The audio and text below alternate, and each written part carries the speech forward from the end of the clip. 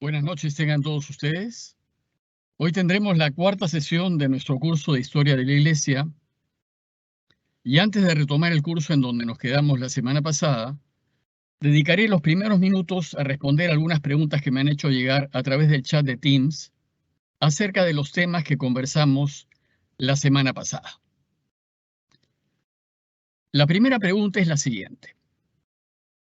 Aparte de los ortodoxos, ¿con qué iglesias cristianas podemos hacer ecumenismo y con cuáles no? Bueno, primero, hay que aclarar para quienes nos están escuchando lo que significa ecumenismo.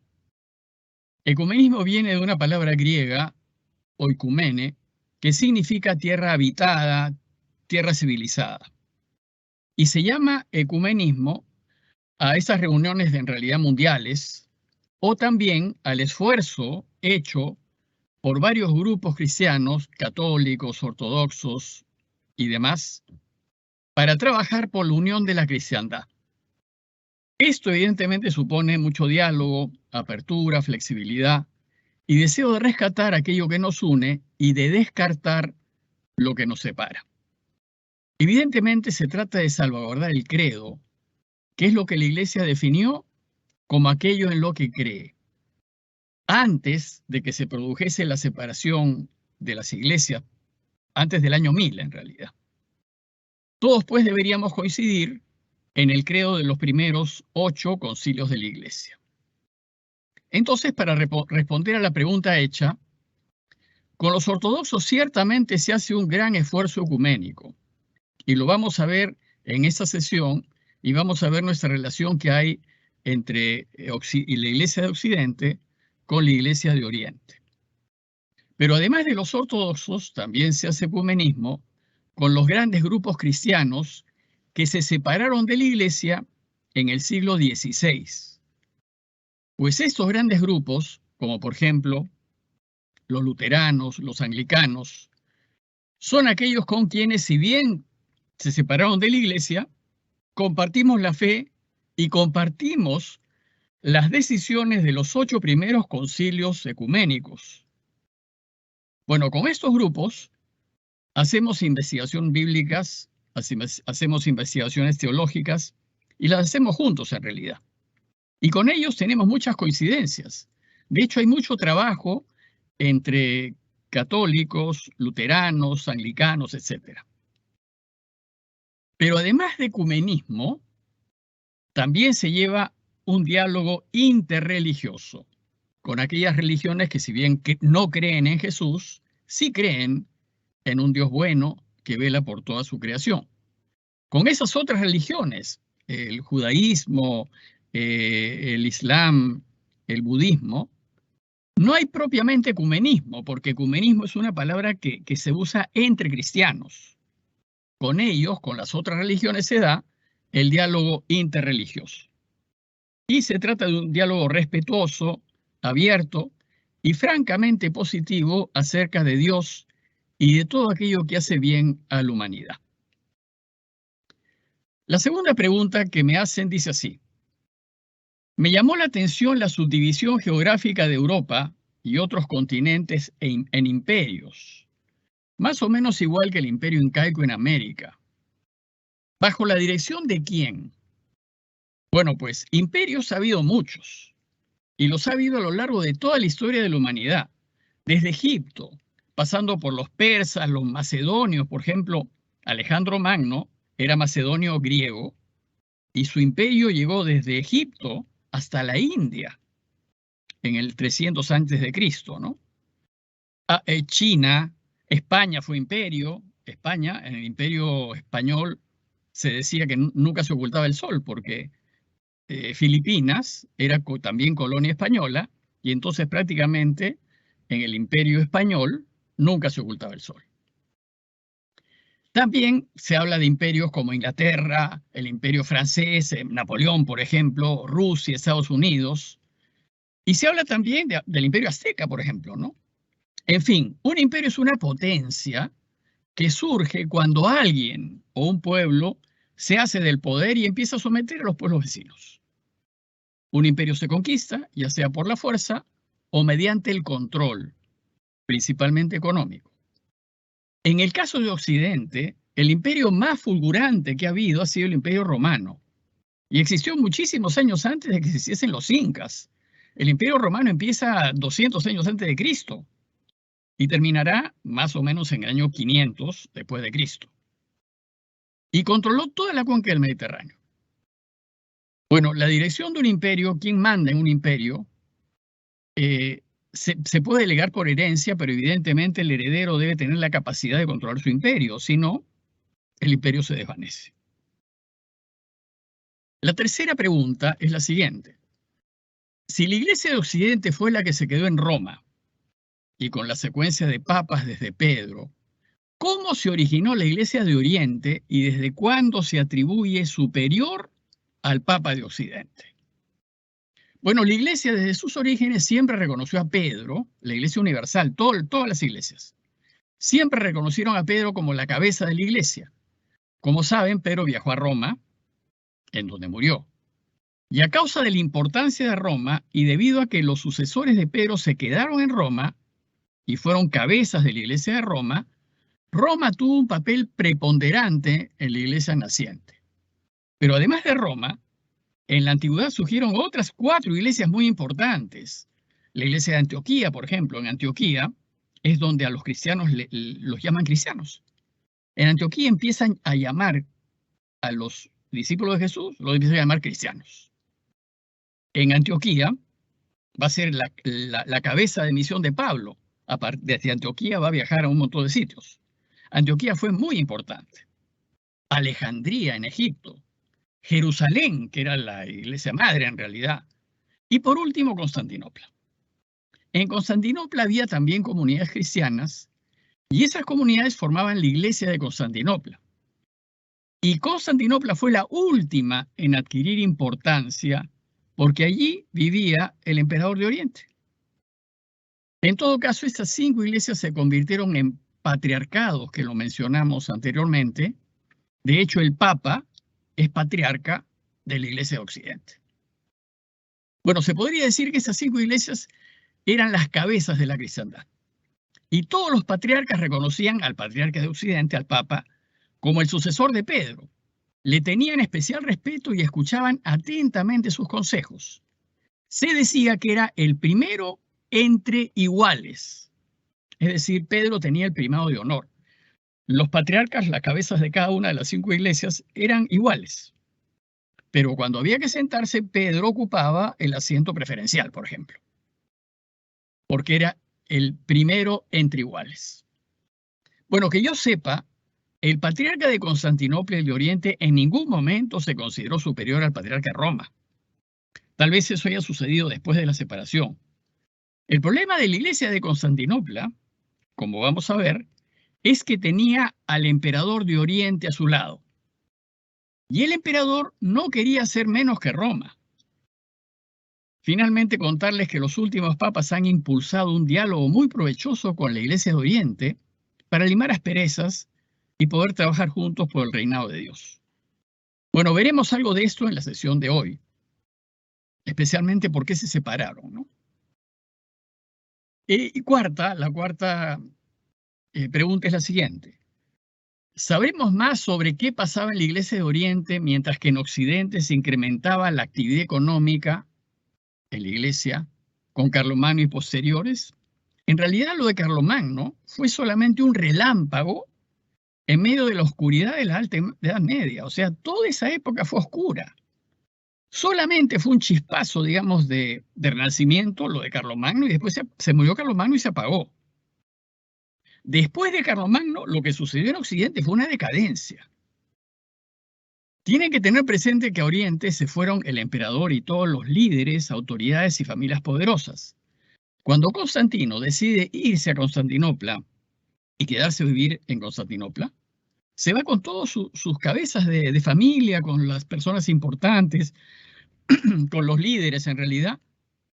Mientras que en los siglos siguientes, Occidente era arrasado por los bárbaros, Oriente seguía disfrutando del refinamiento y avances de la cultura grecorromana. Oriente no se pierde. Oriente sigue digamos, manteniendo la cultura refinada de ese tiempo. Todo el caos sucede en Occidente. Veremos que con el tiempo el emperador de Oriente perderá su poder y ya no podrá controlar sus territorios. Entonces, ahí será atacado y sus vecinos le quitarán mucho de su territorio. Finalmente, vamos a ver ya en la siguiente sesión que Constantinopla va a caer en manos de los turcos.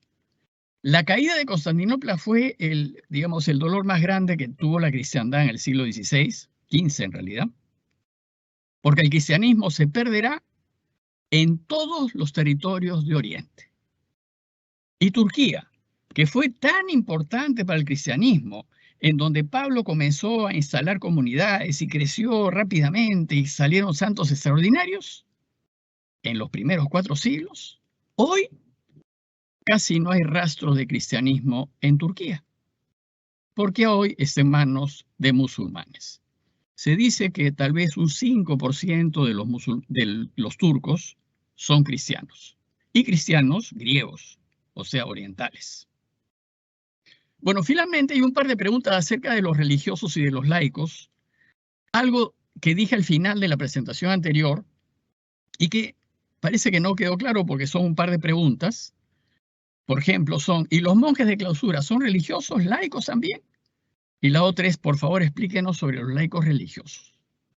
Entonces, para poder responder esa pregunta y así ya empezar con la sesión de hoy, pasaré de una vez a la presentación.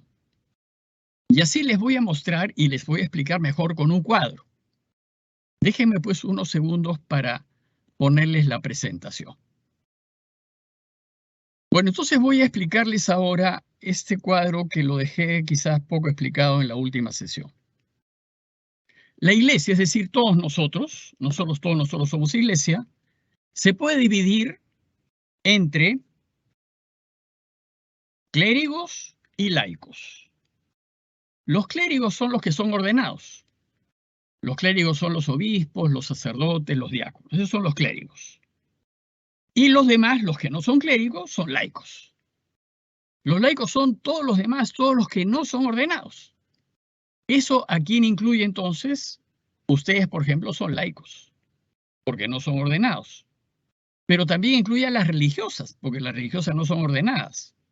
También incluye a los hermanos, que no son ni diáconos, ni sacerdotes, ni obispos, y a monjes que de repente no son ni obispos, ni sacerdotes, ni diáconos. O sea, la primera división es entre clérigos y laicos. Clérigos son todos los ordenados y laicos los no ordenados. Hay una segunda división. Perdón, una cosa para aclarar, para poder entender lo que viene. Hay 2 clases de clérigos. Los clérigos diocesanos y los clérigos religiosos. ¿Quiénes son los diocesanos? Bueno, la iglesia empezó con ellos. Son los más antiguos. Los primeros sacerdotes y obispos que tuvo la iglesia fueron diocesanos. ¿Y por qué se les llama diocesanos? Porque pertenecen a una diócesis.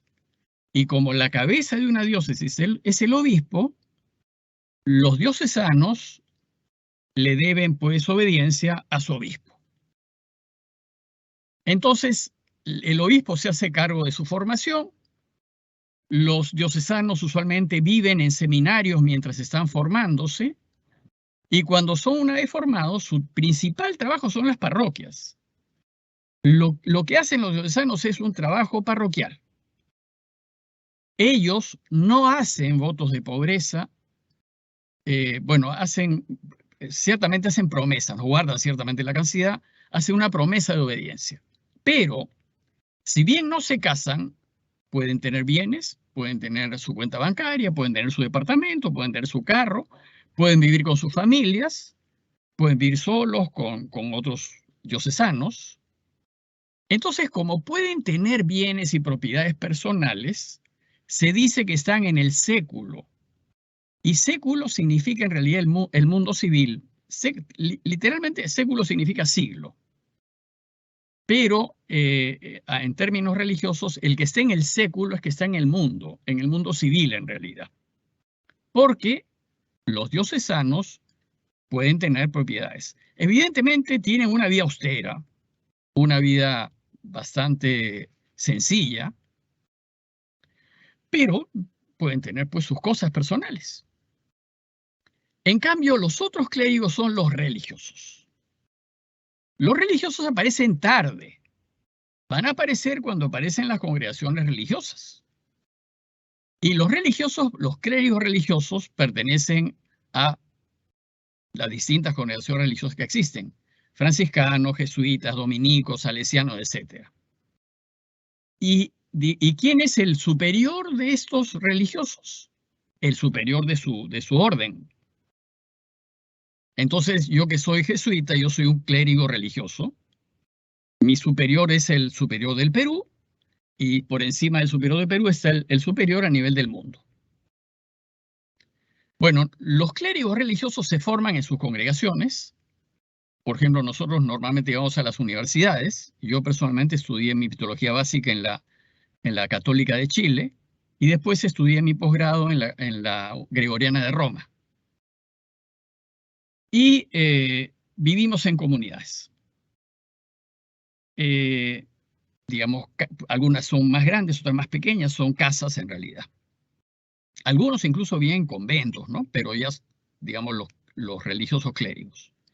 Nosotros sí hacemos votos de pobreza, de castidad y de obediencia. ¿Qué significa esto? Que nosotros no tenemos nada a nuestro nombre. No tenemos pertenencias en realidad. Y lo que tenemos es de la comunidad. No tenemos propiedades, no tenemos autos personales. Todo lo que tenemos no es nuestro, es de nuestro uso y pertenece a la comunidad. Por eso se dice que los religiosos no están en el século. Es decir, no son seculares, no están en el mundo. Bueno, pues dicho esto, les voy a explicar la otra manera de dividir la iglesia. La iglesia también se puede dividir entre los que están en el mundo, los seculares, y los religiosos. Los seculares son los que se quedan en el mundo, los que tienen propiedades y administran sus bienes, pero que no son del mundo, porque son, digamos, viven para el Señor. Y los religiosos son los que se retiran del mundo en el sentido de que no quieren tener ninguna propiedad a su nombre. Dicho esto, entonces, si juntamos las dos maneras de dividir la iglesia, podemos ir ya al cuadro que se quedó un poco pendiente la vez pasada, ¿no? Existen clérigos seculares, que son los diocesanos. Por ejemplo, el Monseñor Carlos Castillo es diocesano. De muchas parroquias son diocesanos. Hay poquísimas parroquias a cargo de religiosos. La mayoría de las parroquias son a cargo de diocesanos. Yo soy un clérigo religioso, porque yo soy un ordenado que pertenezco a una congregación. Y ustedes encontrarán algunas parroquias que llevadas por religiosos, pero nosotros los religiosos tenemos otros trabajos. Trabajamos en colegios, en universidades, en centros de investigación, en cuestiones técnicas, en fin. Hacemos investigación. Tenemos otro campo de trabajo distinto. Hay algunos que se encargan de salud, en fin, distinto a los diocesanos, cuyo centro principal es la parroquia. Por ejemplo, el Papa es un clérigo religioso, porque ha sido ordenado y porque pertenece a los jesuitas. Pero Monseñor Ratzinger era un clérigo secular, porque era diocesano. Entonces, entre los no ordenados, entre los laicos están ustedes que tienen propiedades y que viven en el mundo. Todos ustedes son laicos seculares. Pero hay un grupo de laicos que son religiosos, como son las religiosas, como son los religiosos que no están ordenados, etc. Bueno, espero que con esta explicación ya puedan entender un poquito el cuadro que dejé poco explicado la vez pasada. La última pregunta, que es muy rápida, me preguntan acerca de dónde conseguir mis libros 1 y 2. Los libros que yo tengo son una serie de cuatro tomos, en donde el interés es hacer una especie de instrucción cristiana, desde el primero, que es el problema del mal, por qué si Dios es bueno y mal en el mundo. El segundo habla de la Biblia, de cómo se compone, de cómo se escribió, etc. El tercero habla de Jesús y todos los temas en torno a Jesús. Y el cuarto habla de la iglesia. Entonces, los primeros dos libros ya se agotaron. Y el tercero está a punto de agotarse. Yo creo que ya quedarán 5 ejemplares, si es que por ahí va.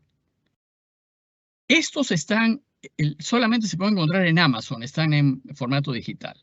El último todavía queda, el de la iglesia, porque lo acabo de sacar hace poco tiempo. Entonces todavía ese está, se puede conseguir. Al final, pues les daré la información de dónde pueden llamar a Pilar, les daré su teléfono para que ella les pueda conseguir los libros que hay, porque de los primeros dos ya no hay. Entonces, dicho esto, pasemos entonces ahora al tema que nos incumbe, que es la última parte de la iglesia en la Alta Edad Media. Lo primero que hay que tomar conciencia de esta época es que hay un primer distanciamiento en el cristianismo. Estamos en torno al siglo IX, y ya hemos visto los otros siglos anteriores en las sesiones anteriores. ¿Y qué es lo que sucede? El distanciamiento entre el Oriente, la iglesia de Oriente, y la iglesia de Occidente. El cristianismo desde sus inicios fue solamente uno. No fueron varios cristianismos, fue solamente uno. Jesús solamente fundó una iglesia. En la cabeza de Pedro con 11 apóstoles más. Con el tiempo, de toda esa iglesia única, crece pues el cristianismo, se expande entre Oriente y Occidente, y en Oriente van a estar lo que después llamaremos los ortodoxos, y en Occidente van a estar lo que después llamaremos los católicos. Pero los dos grupos, tanto los cristianos de Occidente como los de Oriente, creemos en lo mismo. Tenemos exactamente el mismo credo. Hay una pequeña diferencia que es una de las causas de la ruptura en realidad, que se las voy a mencionar ahora. Los primeros 8 concilios de la Iglesia Universal, que empezaron en el año 325 con Nicea, y que se los presenté en el cuadro anterior, todos fueron convocados por el emperador de Oriente, y todos tuvieron lugar en Oriente. Sin embargo, la Iglesia de Occidente se unió y reconoció esos concilios como aplicables a toda la cristiandad, y los asume como propios. Ellos fueron válidos para todo el cristianismo y todos los cristianos los aceptaron.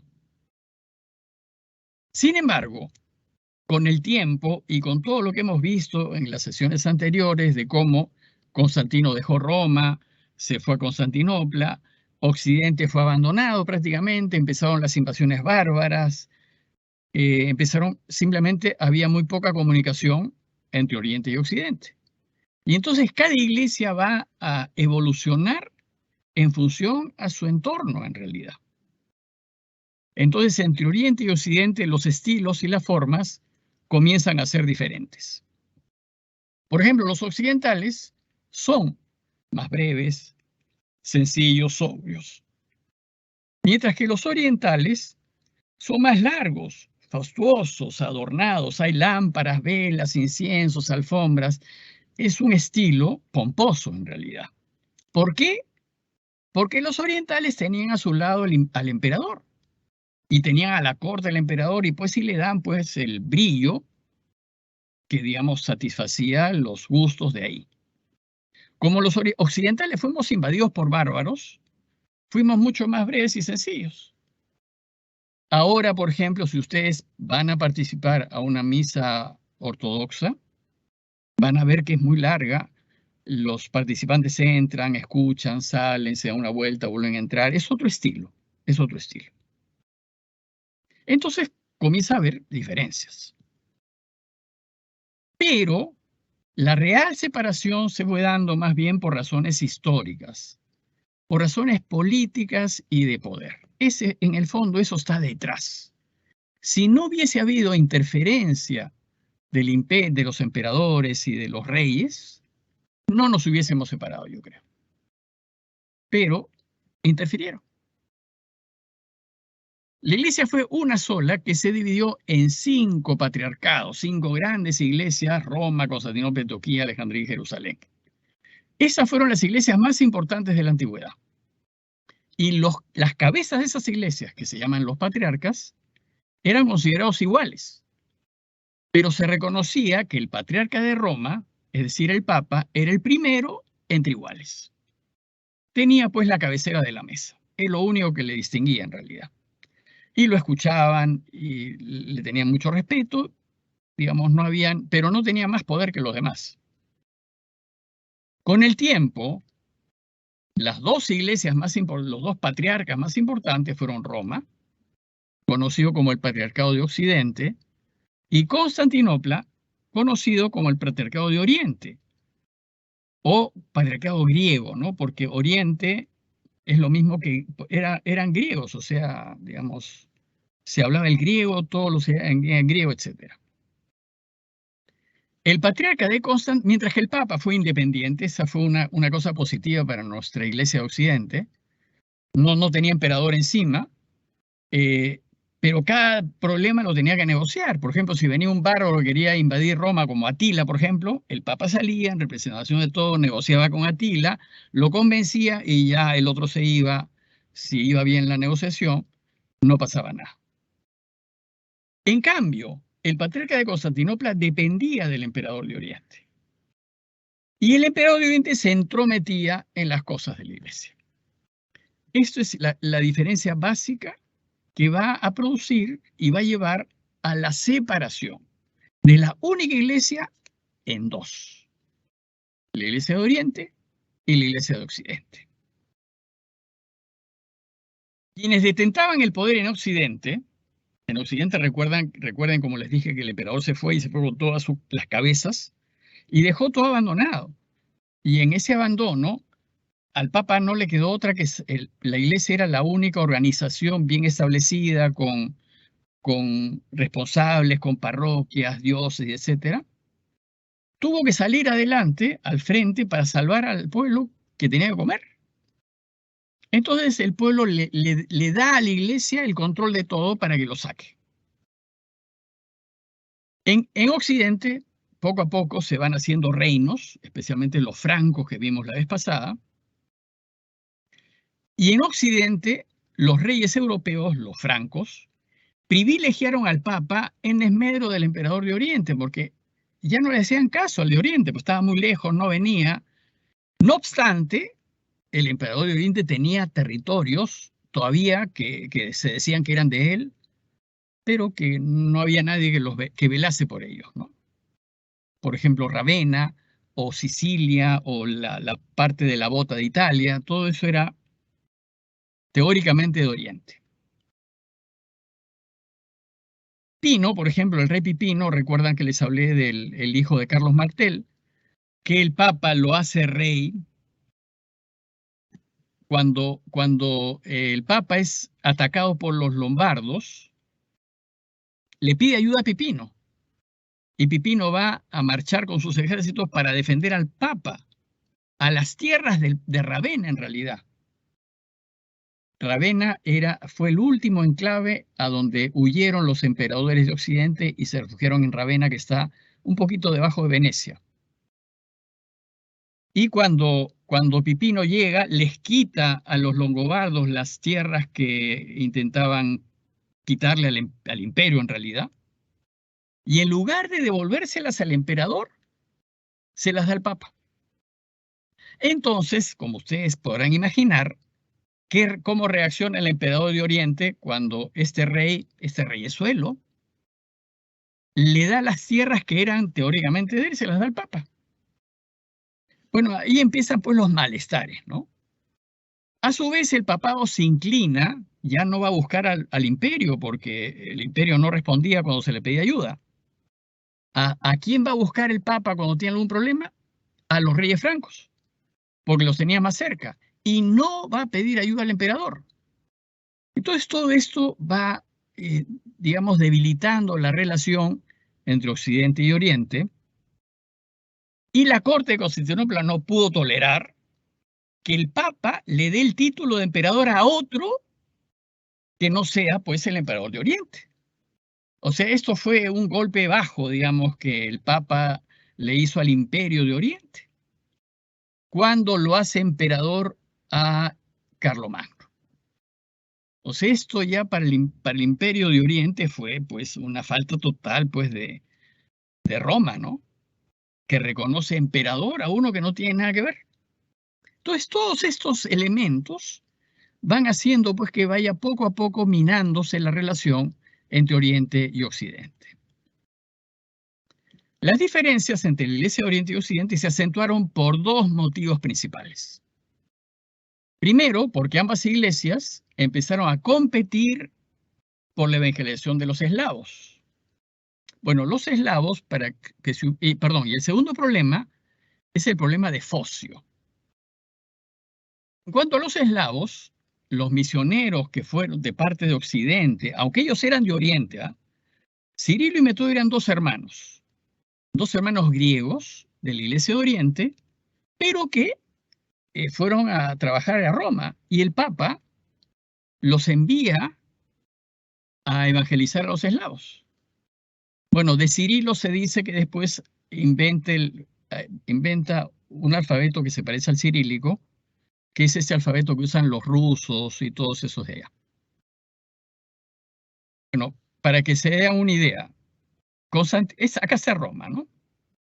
Acá está Constantinopla en la entrada, prácticamente en la entrada del Mar Negro.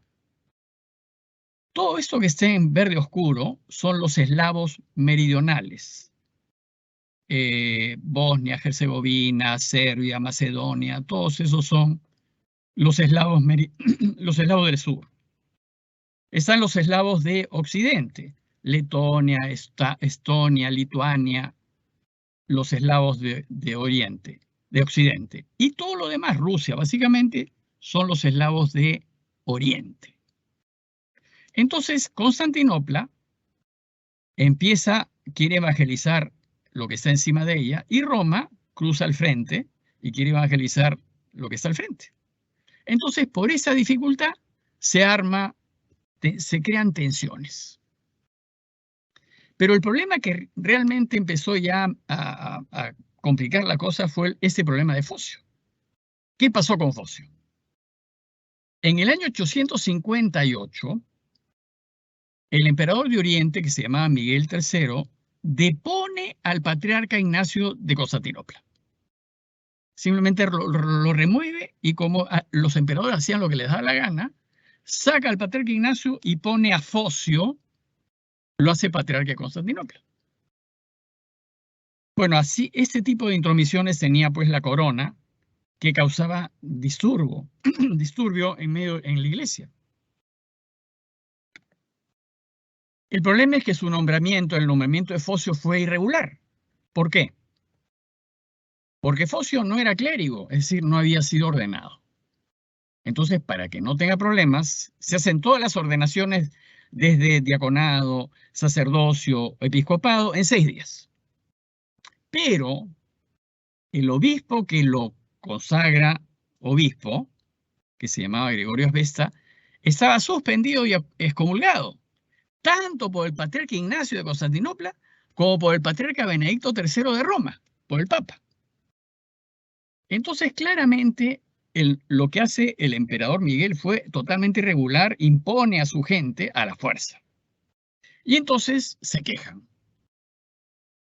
El Papa Nicolás condena a Focio unos años después, lo condena, dice que no es patriarca, no lo reconoce patriarca de Constantinopla, pero eso significó meterse en problemas con el emperador. Ya estamos en tensiones con el poder civil. Entonces, ¿qué hace el emperador? Se molesta, claro, porque el Papa de Roma interfiere en su decisión. ¿Y qué decide hacer? Convocar un concilio para descalificar al Papa de Roma y apoyar a su hombre, que era este Focio. La excusa para convocar el concilio fue condenar el filioque. ¿Qué cosa es este filioque? Bueno, filio es hijo, que es una conjunción i. filioque es y del Hijo, que es una cláusula que Occidente añade al credo niceno-constantinopolitano. ¿Qué es lo que dice el credo en Occidente? Que el Espíritu Santo procede del Padre y del Hijo. Y este y del Hijo es un añadido occidental. Bueno, ¿qué pasó? Carlomagno apoyó el uso que se diga que el Hijo procede del Padre y del Hijo y ordena que se incluya en el credo. Miren lo que hacía el otro también, ¿no? El emperador Carlomagno ordena, ordena que se incluya en el credo, perdón, ordena que se incluya en el credo. Y el Papa, sin embargo, el Papa de esa época no lo incluye en el credo para no meterse en problemas con los griegos. Sin embargo, a Carlomagno no le interesó y lo siguió utilizando, lo que hizo que Focio, años después, acusase a Occidente que estaba cambiando y alterando el credo de la Iglesia Universal. Bueno, la Iglesia no lo va a usar hasta que en 1014, ya cuando ya se habían separado las dos iglesias, a la hora de coronar al emperador Enrique III, entonces lo usan, ¿no? Bueno, ¿cuál es la situación actual? Hoy hay bastante acuerdo de doctrina entre la Iglesia romana y la griega, la ortodoxa. De hecho, Juan Pablo II y los patriarcas Dimitrios en el 87 y Bartolomé en el 95 rezaron juntos el credo en griego. Y en griego pues no dice y del Hijo. Y Roma está inclinada a omitir el filioque, es decir, en realidad no te cambia la doctrina, ¿no? Y está dispuesta a que se vuelva a la versión griega del credo niceno-constantinopolitano, que solo dice y procede del Padre. Entonces hay intentos, digamos, actuales de, mira, si esto nos separa, y esto lo añadió la Iglesia Occidente posteriormente, entonces saquémoslo, pues. No cambia para nada el credo que nosotros estamos afirmando, y unámonos. Esto es un ejemplo de ecumenismo. Bueno, pero Roma no solo es acusada por haber alterado el credo, sino por considerar al patriarca de Constantinopla de inferior nivel que en pontífice romano. En realidad se le acusa, pero en realidad no fue así. Entonces, ¿cómo termina este enredo? Viene un nuevo emperador, Miguel desaparece, fallece, lo sucede un nuevo emperador que se llamó Basilio. ¿Y qué hace Basilio? Depone a Focio porque era irregular y repone a Ignacio al que habían quitado. Y el concilio que había convocado el emperador Miguel, condena a Focio. Ahí se cerró ya el problema, estamos en paz, no hay división entre Iglesia de Oriente y Occidente. Sin embargo, quedaron heridas abiertas, ¿no? Quedaron diferencias, mira, sí, pero tú te juntas con los francos, tú le quitas el territorio al emperador. Estas cosas quedaron en el sustrato. Y que va a llevar ya a romperse completamente en el siglo XI. Ahora les voy a hablar de algo que es realmente muy doloroso para la Iglesia, que es lo que se conoce como el terrible siglo de hierro, que fue lo que sucedió entre el año 880 y el 1050. Fueron más de 150 años y son quizás el periodo más calamitoso de la historia de la Iglesia Universal. A esa época se la conoce como el siglo de hierro o de plomo. Realmente ustedes van a ver un desastre. Uno dice, mira, si la Iglesia ha pasado por estos 150 años y sigue viva, quiere decir que Dios está detrás, porque ninguna empresa sobrevive a una situación tan desastrosa como la que vivió la Iglesia en ese siglo. Durante ese periodo hubo más de 40 papas, fíjense. ¿eh? Nosotros en los últimos 100 años hemos tenido 8. O sea, ya hay diferencia significativa. Los papas se sucedían uno tras otro. ¿Pero por qué? Por complots, sobornos, amenazas, asesinatos. Realmente una verdadera desgracia. Muchos de ellos fueron depuestos, otros encarcelados. Fue una época sumamente turbulenta para la Iglesia, 150 años terribles. Si bien algunos pocos papas fueron buenos, que se preocuparon por que la Iglesia salga adelante, la mayoría eran convenidos, aduladores, corruptos y alejados del espíritu cristiano. Estoy hablando de la Iglesia de Occidente, ¿ah? O sea, no de Oriente, sino de la Iglesia de Occidente, que es una iglesia que surge de las cenizas, digamos, del imperio sobre la base de los bárbaros. Y como ya le dije anteriormente, a los bárbaros se convierten masivamente sin importarles el cristianismo, solamente porque el rey se convierte, todo se convierte. Entonces ya vimos pues que toda la ética, la moral de la iglesia decae, era una ignorancia total, no había respeto para nada, ¿no? Bueno, en ese caldo de cultivo es donde tiene lugar ese siglo. La mayoría de los papas fueron aduladores, corruptos y alejados del espíritu cristiano, porque provenían pues de los obispos de conveniencia, impuestos por las familias, por los reyes, etc.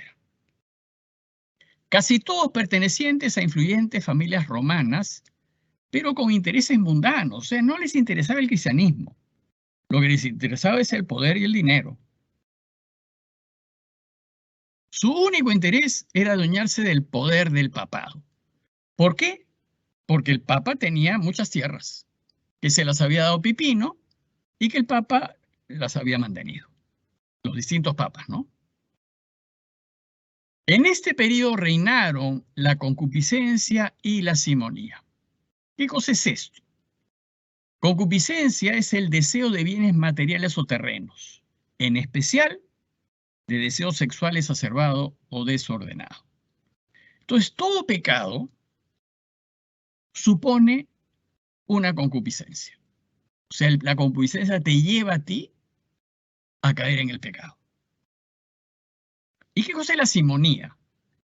La simonía, según la RAE, o sea, la Real Academia de la Lengua, la simonía es la acción o intención de negociar con cosas espirituales como los sacramentos o cargos eclesiásticos. Es decir, tú cobras por cargos eclesiásticos o cobras por sacramentos, ¿no? Por ejemplo, si viene a mí alguien y se confiesa y yo le cobro por confesarlo, estoy cometiendo simonía. Eso no se puede permitir. ¿Y de dónde viene la palabra simonía?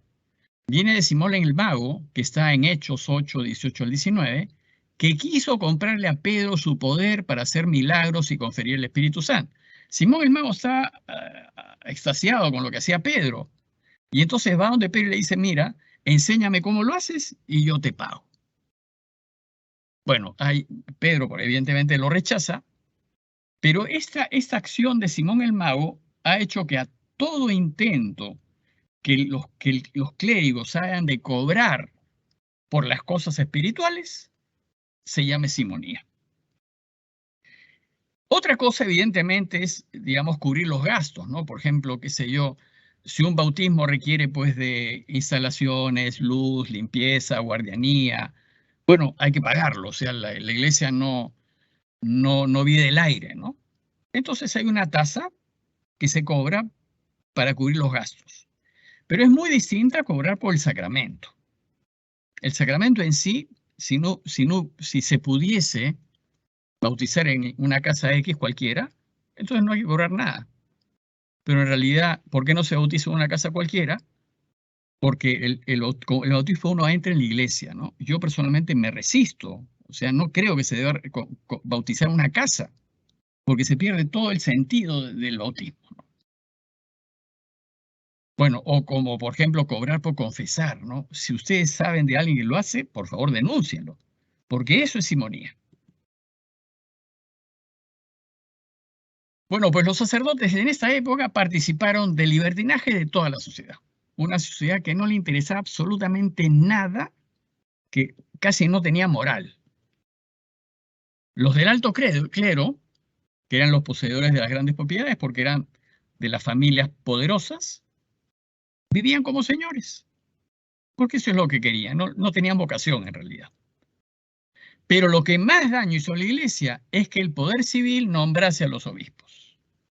Cuando el poder civil, o sea, el gobierno, el Estado, nombra o interfiere en las cosas de la Iglesia, se malogra la Iglesia. Un poco lo que hacía el emperador Miguel cuando quiso pues poner a su patriarca en lugar de seguir pues el desarrollo interno de la Iglesia. Bueno, pues esto es lo que más daño hizo a la Iglesia, porque el poder civil va a atribuirse el derecho de poner obispos y quitarlos, y poner papas y quitarlos. Bueno, pues el nombramiento de obispos era un derecho que decían tener los reyes. A este derecho se le conoce como la investidura de los laicos, es decir, investir a los familiares, parientes y amigos.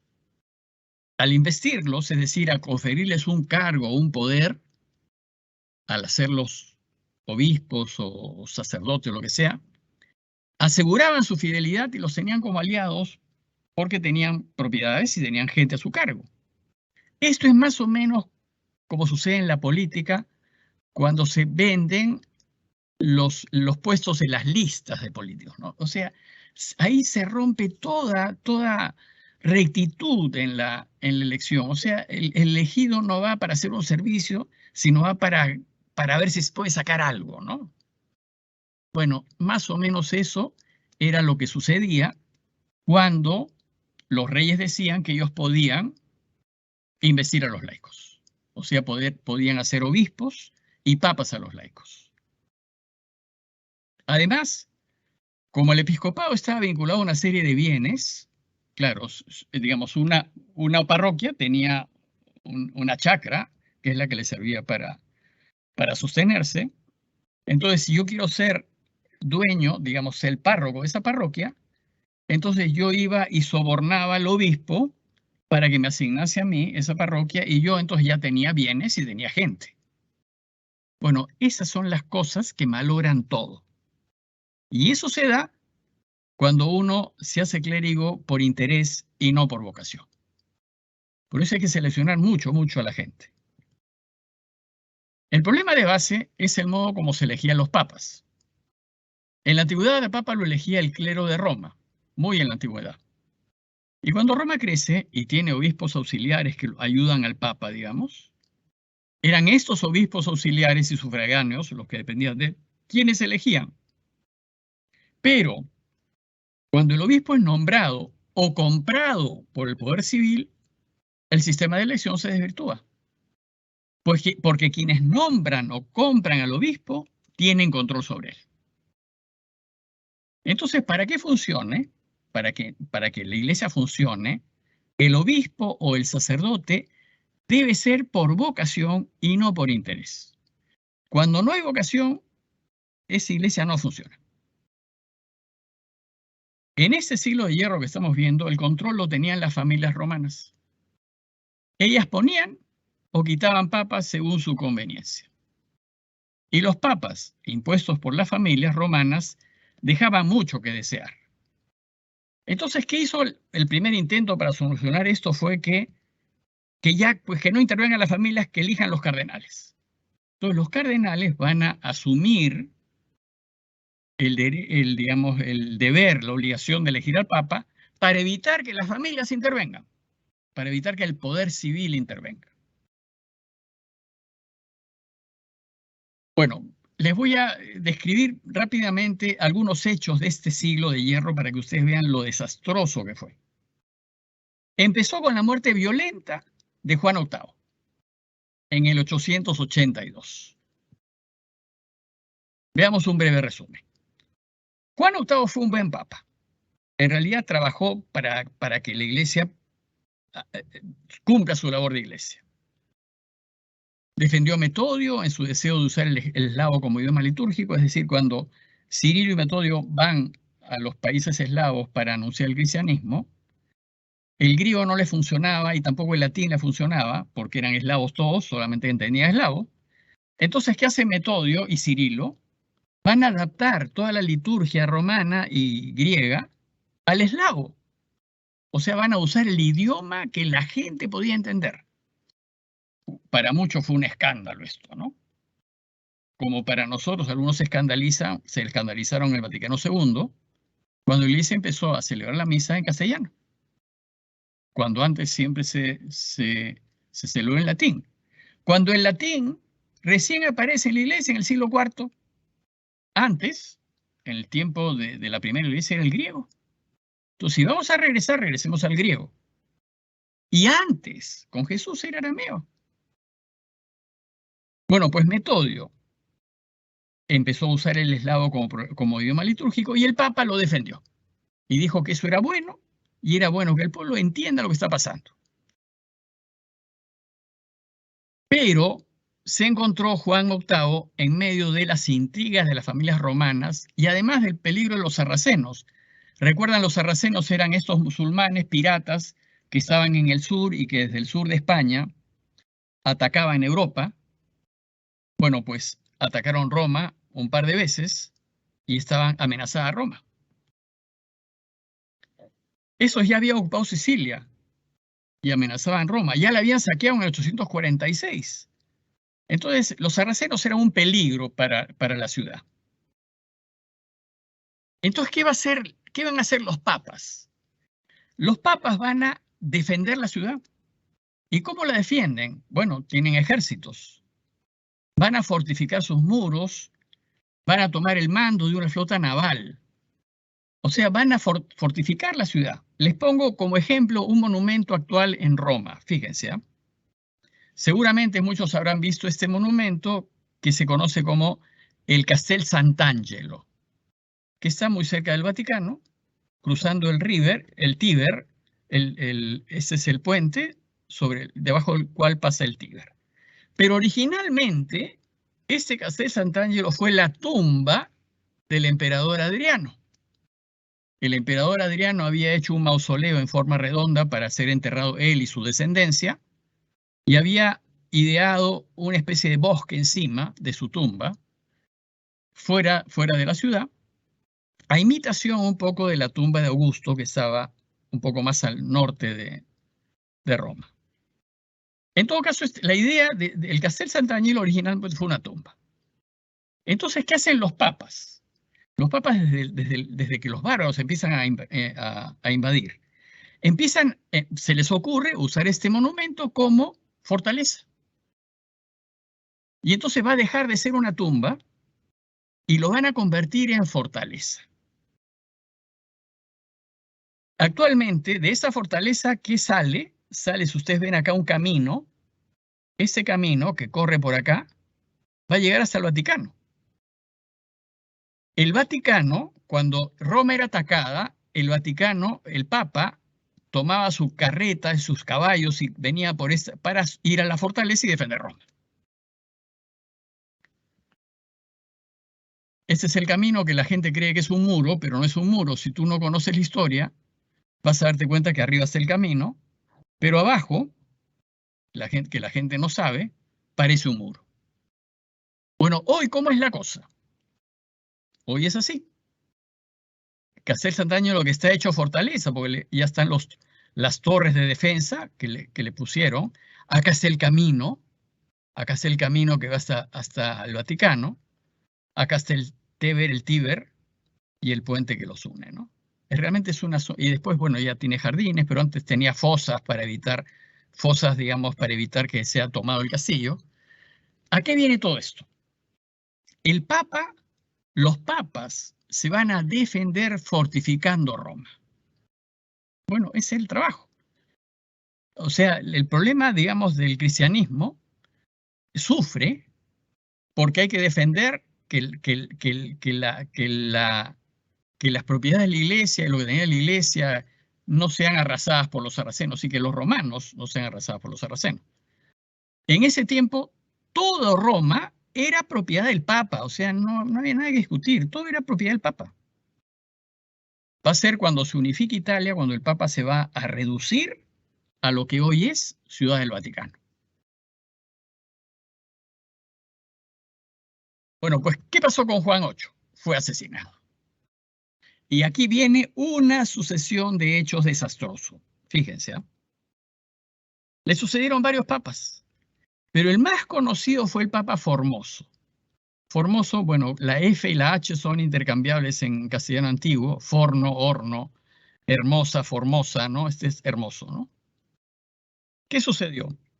Formoso se encontró bajo la influencia y el yugo de los duques de Spoleto. O sea, los duques de Spoleto, que están en el norte, en la Umbria, tenían el completo control del papado. Ellos ponían y quitaban papas. Entonces ponen a Formoso. El duque Lamberto de Spoleto, que era el hombre poderoso, es coronado emperador, porque no le quedaba otra al papa que coronarlo emperador, porque lo había puesto.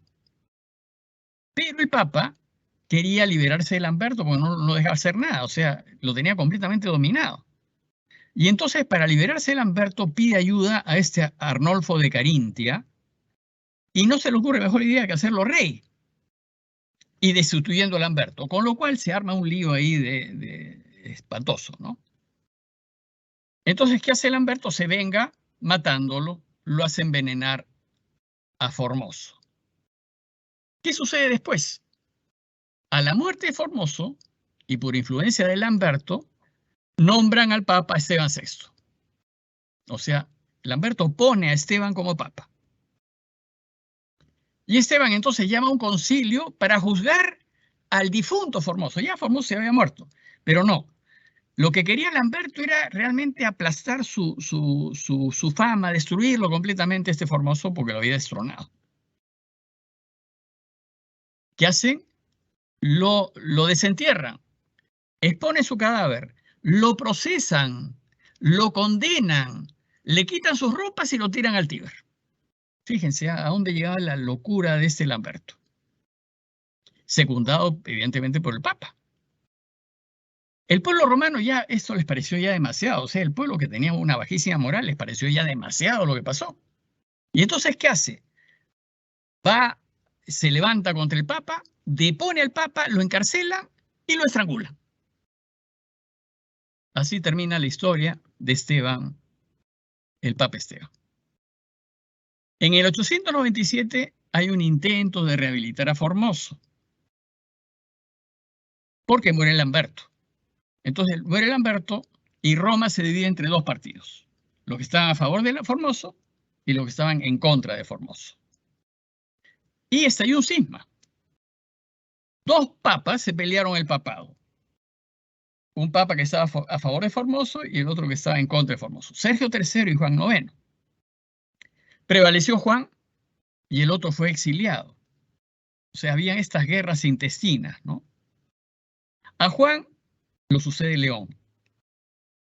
Bueno, este periodo del papado estuvo sometido completamente a Teofilacto, otro señor de estos señorones pero era de Frascati, que está a 30 kilómetros de Roma. Teofilacto. Al tomar el poder, la familia de Teofilacto repone a Sergio.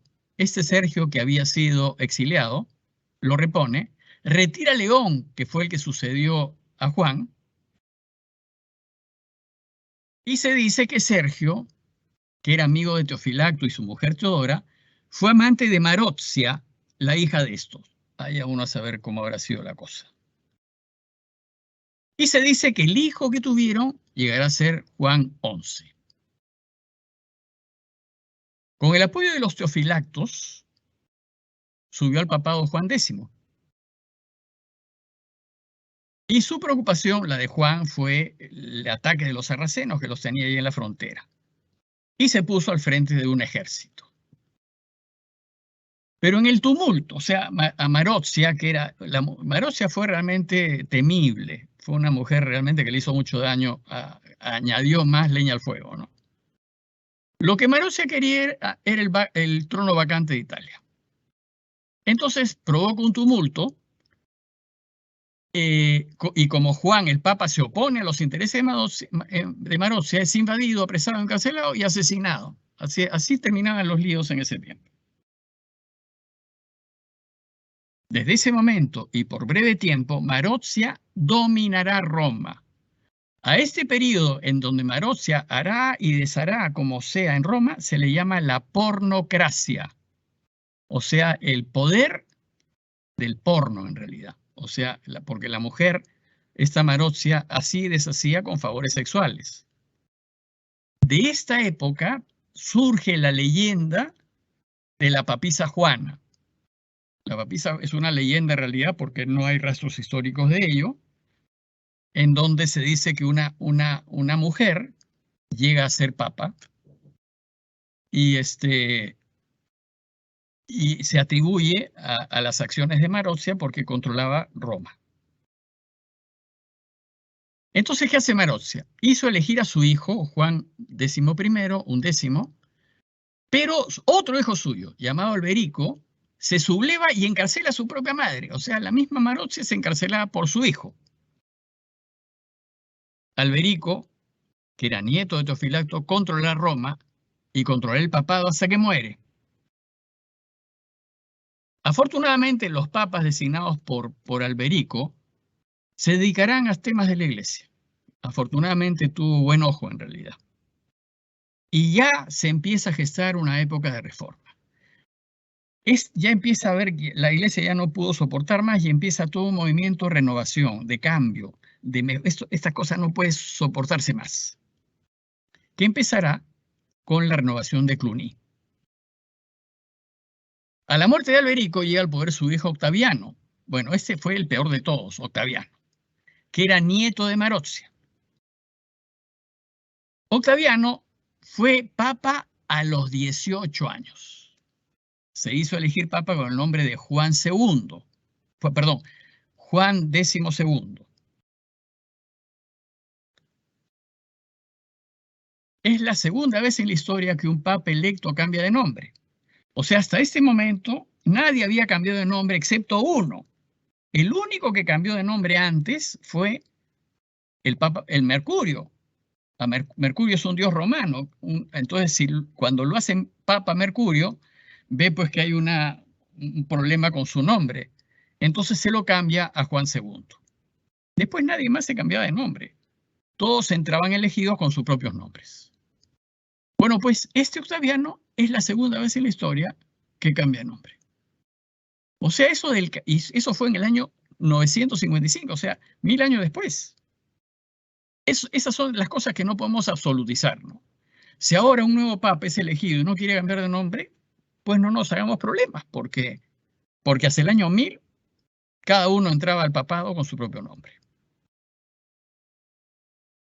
Bueno, la vida de este Juan XII, Octaviano, fue extremadamente escandalosa.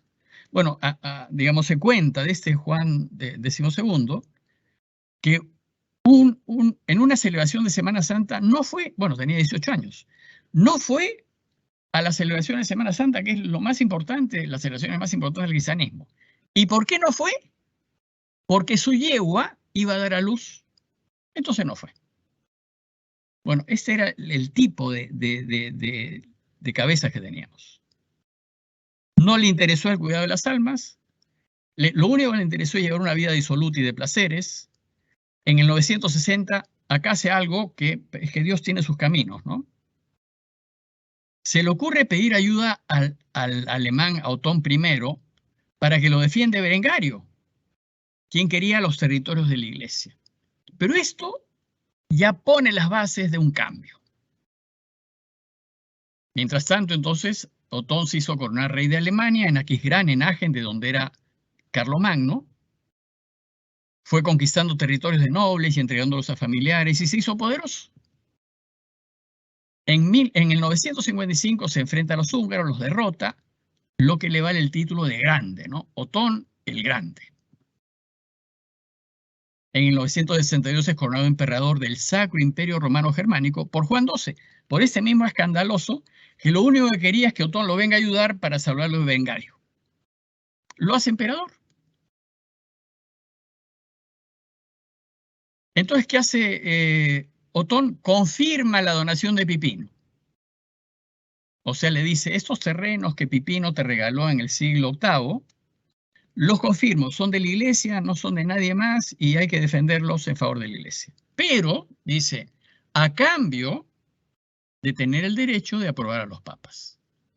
O sea, Otón dice, yo te voy a proteger, pero yo voy a aprobar a los papas. Con lo cual la cosa pues se complica, ¿no? Luego Juan XII se revela, pues, porque se encuentra en una situación de lo más incómoda, pero ya Otón había tomado las riendas, lo depone y lo sustituye con quien fue su secretario y a quien hizo ordenar ese mismo día como León VII. ¡Qué vocación y vocación! Lo nombra papa para cuidar sus poderes nuevos que había adquirido. Bueno, Juan XII murió en el 964. Según parece, asesinado de un martillazo en la cabeza por un marido engañado. Eso es lo que dice la tradición. Otros dicen que murió de apoplejía, un accidente cerebrovascular en pleno acto sexual. Después de la muerte de Otón, su política de intervención fue continuada por los siguientes emperadores alemanes. Y durante los siguientes 100 años, la Iglesia gozará de estabilidad. ¿Por qué? Porque se libró de la intervención de las familias romanas. Y como Otón y los alemanes estaban lejos, entonces no interferían directamente en la política de la Iglesia y los van a dejar gobernar. Recién a mitad del siglo XI, el Papa es definitivamente liberado de las presiones y de las injerencias de las facciones romanas y reanuda nuevamente, con renovado vigor, su misión universal. Preparan la renovación el Papa Gregorio, el Papa León y sobre todo, el mejor Papa de esa época fue Gregorio VII, que va a ser en realidad el que va a arreglar este problema. En el esfuerzo por reformar la Iglesia, la elección de los papas recae en los cardenales, como les dije anteriormente. Bueno, cardenal viene del latín cardo. Cardo quiere decir bisagra, eje, gozne, ¿no? Roma, cuando construyó una ciudad, ponía dos calles principales. El Cardo, que era la calle que iba del norte a sur, y el Decumano, que era la calle que iba del este al oeste. Y normalmente en el cruce de las dos calles estaba el Foro Romano y era el centro, digamos, de actividad de la ciudad. Bueno, entonces por la importancia del cardo, van a llamar a estas personas cardenales.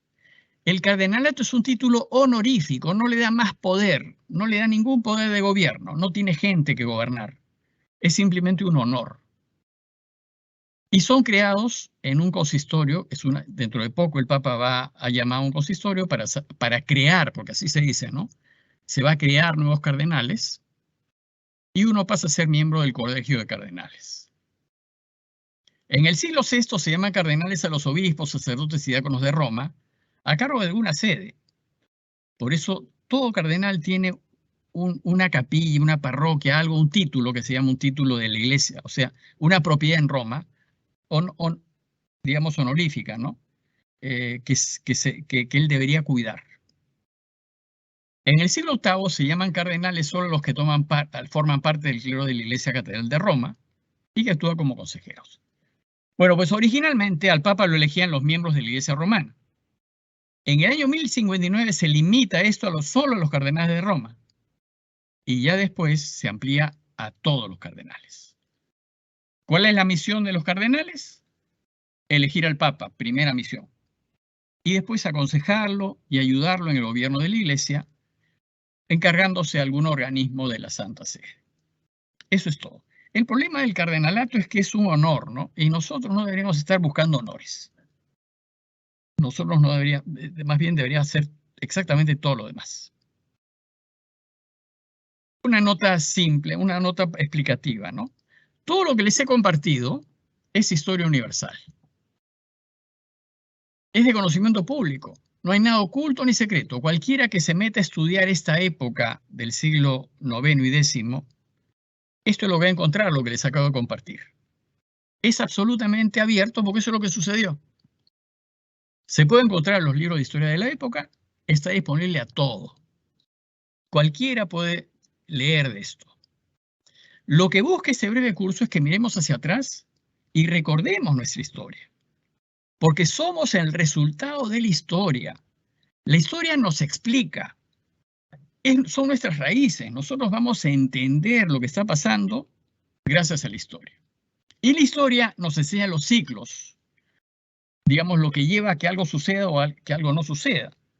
El que sabe historia va a estar más propenso a no cometer los mismos errores que cometieron los pasados.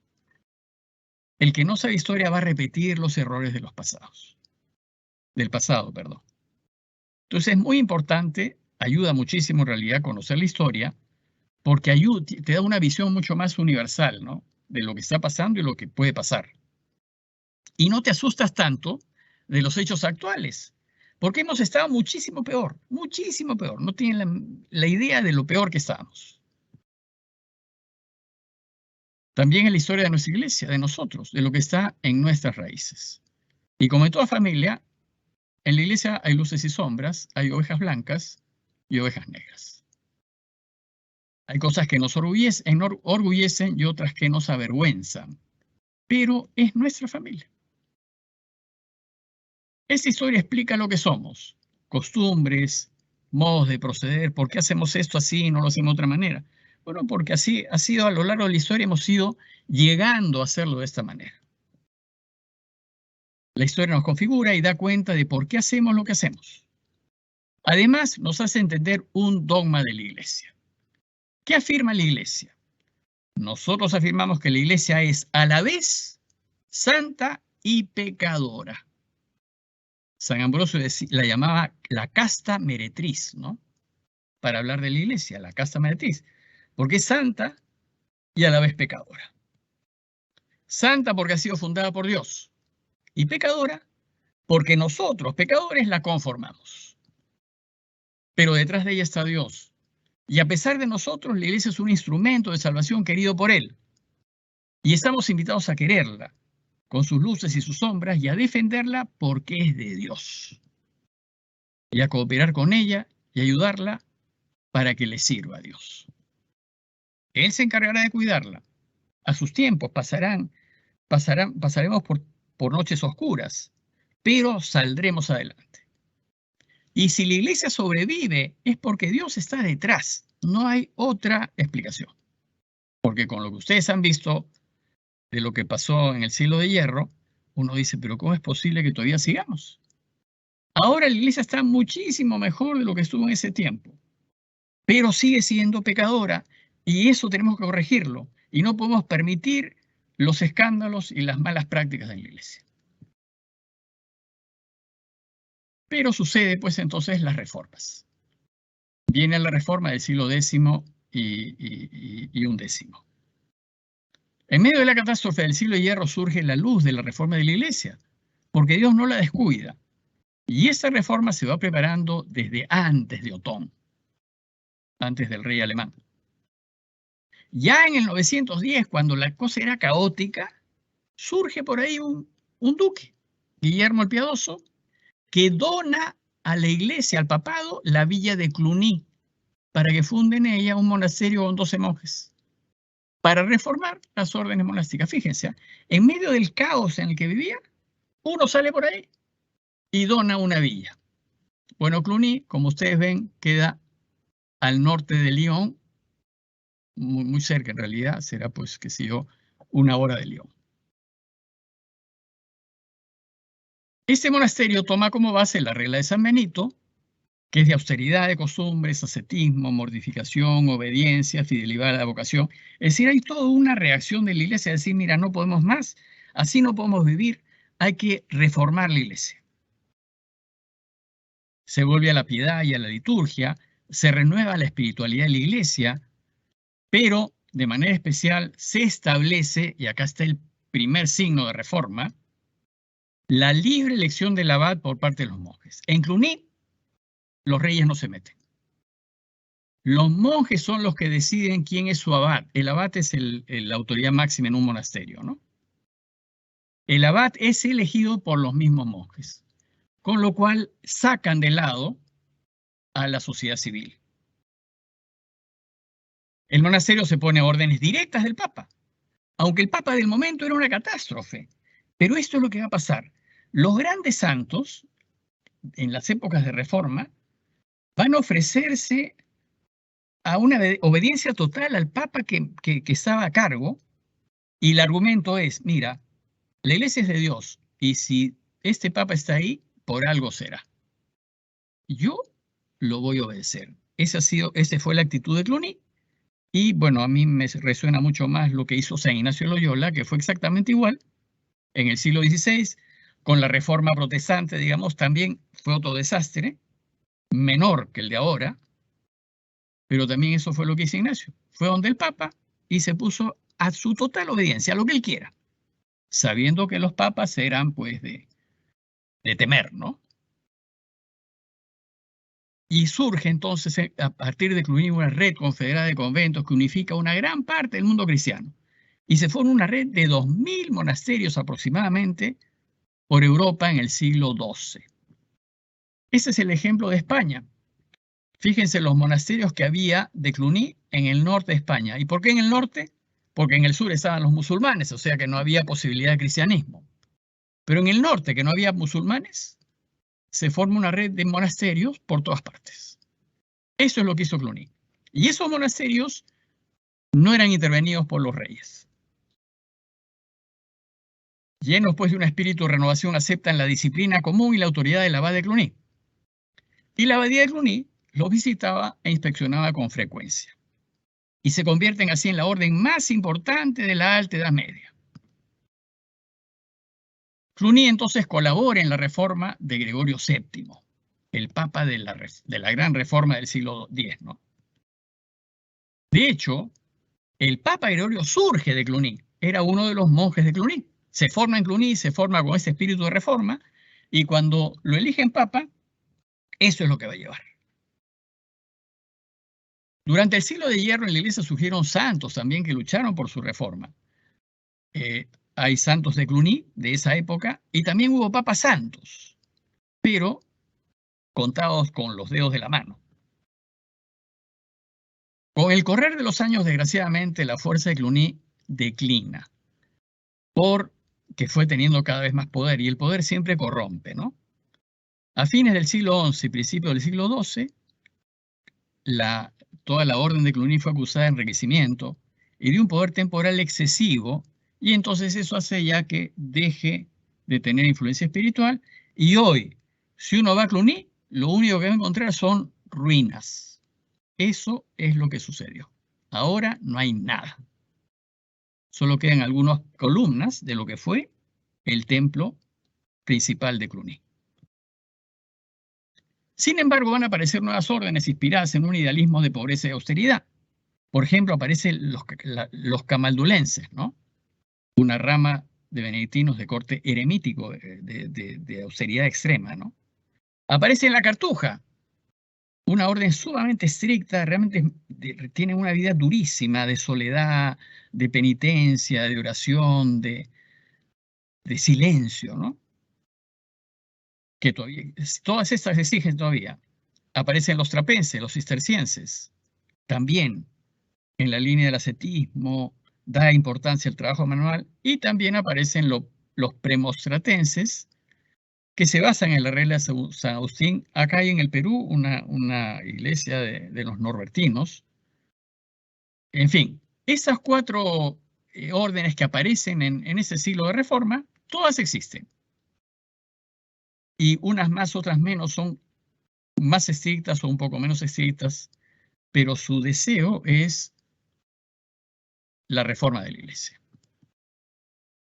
Una breve nota acerca del Sacro Imperio Germánico, que es lo que Otón quería. Surge después de que los nietos de Carlomagno se dividen el imperio. Lotario se queda con la parte central y conserva el título del emperador, y Luis el Germánico se queda en el oriente. Bueno, pues este Luis tuvo un nieto que fue Enrique el Pajarero. Y este Enrique, al morir el duque de Baviera, al morir Luis el Niño, es elegido rey. Y su hijo, el hijo de Enrique Pajarero, es Otón, y que va a heredar el reino. Pero Otón tiene, detrás de su vida, tiene a Carlomagno. Carlomagno era la figura, pues, la referencia de todos estos emperadores. Todos querían ser como Carlomagno. También Otón. Detuvo las invasiones sarracenas, detuvo a los húngaros, peleó contra otros duques, es proclamado emperador, como vimos, inspirado en Carlomagno, intenta reconstruir el Imperio Romano de Occidente. Como los otros se habían ido a Oriente, aquí dice, bueno, ya que el otro emperador está en Oriente, acá vamos a hacer el Imperio Romano de Occidente. Pero le añade la palabra sacro para cristianizar este imperio que busca la unidad de la cristiandad. O sea, lo que nos une es que todos somos cristianos. Eso es lo que va a decir Otón. Bueno, ese imperio fue gobernado por 4 dinastías. La última, la de Habsburgo, es de donde viene Carlos V de España, el emperador Carlos V. El imperio termina en 1806, fíjese cuánto dura, ¿no? 1000 años, casi 1000 años, cuando el emperador Francisco II de Austria, que era el emperador, lo suprime para que Napoleón no se haga dueño del título y se declare emperador del Sacro Imperio Romano. Entonces lo suprime. Sin embargo, sus descendientes van a seguir llamándose emperadores hasta la Primera Guerra Mundial, en donde ya el Sacro Imperio Romano Germánico desaparece. Resurge entonces la Iglesia en Occidente. En medio de esta situación sube el papado Gregorio VII y profundiza las reformas que desde hacía un siglo venía haciendo la Iglesia tímidamente con Cluny. Gregorio ingresó al monasterio de Cluny, se empapó pues de este espíritu de reforma y su reforma se conocerá como la Reforma Gregoriana. Tomó medidas contra la simonía y contra la incontinencia de los sacerdotes, pero el hito principal de su reforma fue la lucha contra las investiduras de los laicos, porque esa es la madre del cordero, ¿no? Este es el problema de todos los males, que los laicos, los reyes y los príncipes impongan sus obispos. Es decir, va a ir contra el derecho que defendían los príncipes de nombrar obispos y abades. Gregorio va a prohibir todo nombramiento de obispos y abades por parte del poder civil. Simplemente va a decretar que no lo pueden hacer. Esto pues hace que se levanten todos los reyes y príncipes que se ha creído este papa, que impide nuestro derecho. Bueno, ¿cuál fue la política de este papa? Fue realmente muy temerario Gregorio VII y se enfrentó contra monstruos. ¿Qué iba a decir él? Fíjense la postura de Gregorio VII. Él dice que es el señor absoluto de la Iglesia, en todo el mundo y de sus concilios.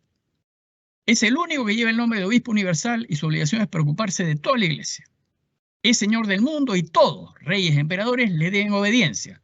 Fíjense que diga esto, ¿no? Teniendo a todos los reyes por ahí. El Papa debe ser libremente elegido y únicamente por los cardenales. El emperador solo tiene el privilegio de confirmar tal elección. Esto finalmente después caerá. El emperador Enrique IV se opone a las medidas del Papa y sigue nombrando obispos. Gregorio VII lo amenaza con la excomunión y de ponerlo como emperador. En 1076 Enrique entonces, como no quiere pues ceder este derecho, convoca un sínodo para deponer al Papa y de hecho lo depone. Pero usando toda su autoridad moral y basándose en el poder de Pedro, Gregorio VII se impone al emperador. Lo excomulga y declara, ¿no?, que prohíbe que sus súbditos le obedezcan, con lo cual le quitó toda autoridad, pues, porque los súbditos ya no obedecen al emperador, sino obedecen al Papa. Entonces ya Enrique se ve totalmente acorralado, se ve que no puede gobernar porque sus súbditos ya no le van a obedecer. Quedan libres de vasallaje y de obediencia, y temiendo un levantamiento de sus príncipes, ¿qué hace Enrique? Va a buscar al Papa en Canosa. Canosa es un pueblito en Italia, al norte de Italia, a pedirle perdón.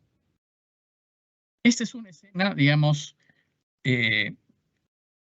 típica de la iglesia de ese tiempo, en donde el emperador se dice que pasó 3 días en plena nieve, sin zapato, vestido de mendigo, para que el Papa se humille completamente y el Papa finalmente lo perdone. Esta es una imagen un poquito exagerada de esta situación. El Papa finalmente lo perdona, pero queda claro que en adelante ya no habrá más investidura de los laicos. Sin embargo, el poder civil seguirá luchándola. El emperador Enrique, que heredó el imperio a los 6 años, se enfrentó abiertamente al Papa para tener el control del imperio, y después de este incidente de Canosa, él siguió nombrando obispos. Es como si no hubiera pasado nada. Entonces el Papa lo excomulga de nuevo Enrique depone al Papa y dirige sus tropas sobre Roma. Y pone un Papa a su gusto, ¿no? El Clemente XIII, que lo corona emperador.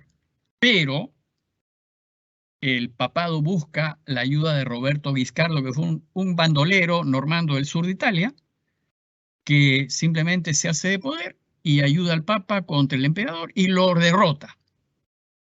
Enrique regresa a Alemania y su propio hijo lo toma prisionero y lo hace abdicar. Lo cierto es que años más tarde, en el Concordato de Worms de 1122, la Iglesia acuerda con el poder civil que los obispos deben ser libremente elegidos por los clérigos y que el rey no tiene ningún derecho a nombrarlos. Y así la Iglesia gana la lucha de las investiduras y se afianza su restauración. Después veremos que en el siglo XVI, que es lo que produce la ruptura con Lutero, es porque las iglesias ya no imponen al Papa, pero nombran obispos, o sea, mejor dicho, obispos de las familias de ellos, se hacen obispos y internamente van a hacer pues lo que el Papa quería evitar. Finalmente termino con esto, la ruptura que se dio entre Oriente y Occidente.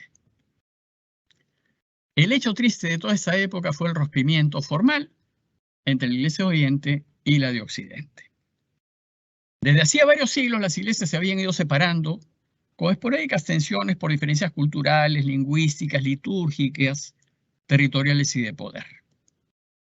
Pero en el siglo XI ocurre un incidente menor.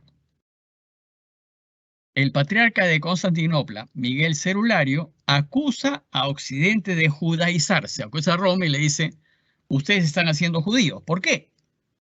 Porque usan en sus eucaristías pan sin levadura, que es lo que utilizan los judíos. Pero en realidad es lo que utilizó Jesús. Jesús utilizó pan sin levadura, porque Jesús era judío.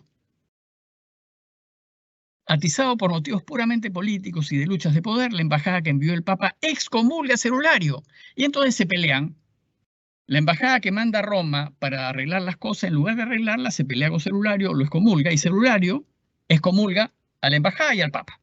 Los dos se excomulgan. Ese incidente del pan sin levadura, que produjo excomuniones mutuas y heridas, terminaron en 1054 en una ruptura que perdura hasta hoy. Pero en 1965, Pablo VI y el patriarca de Oriente, Atenágora, se levantaron mutuamente las excomuniones. O sea, dijeron, mira, ya basta, hemos estado separados, estamos de nuevo en comunión. Y bueno, por ahí están las cosas, no estamos caminando por ahí. La Iglesia Ortodoxa o griega, su nombre, la iglesia oficial, el nombre es Iglesia Católica Apostólica Ortodoxa. Católica porque somos universales todos. Ellos también. Ellos son católicos ortodoxos. ¿Qué quiere decir ortodoxo? Orthos quiere decir recto. Y doxa es doctrina. Es la iglesia de la recta doctrina. Porque ellos dicen que a partir del filioque, la iglesia pues ya no siguió la recta doctrina, sino que impuso una creencia que ya no es. Bueno, esta iglesia, la iglesia griega, nace de la ruptura con Occidente y reúne a las iglesias cristianas de Oriente, Antioquía, Alejandría, Jerusalén, que reconocen como primado de honor al patriarca Constantinopla, que hoy es Bartolomé I. Esta iglesia se va a extender hacia el Oriente, Rusia, Serbia, Rumania y Bulgaria. Bueno, como les decía, nos queda una última reunión, que sería la última clase del próximo lunes. Hoy damos por terminada esta sesión. Les agradezco mucho su presencia y espero verlos pues el próximo lunes también a las 7:30 usando el mismo enlace que han usado para el día de hoy.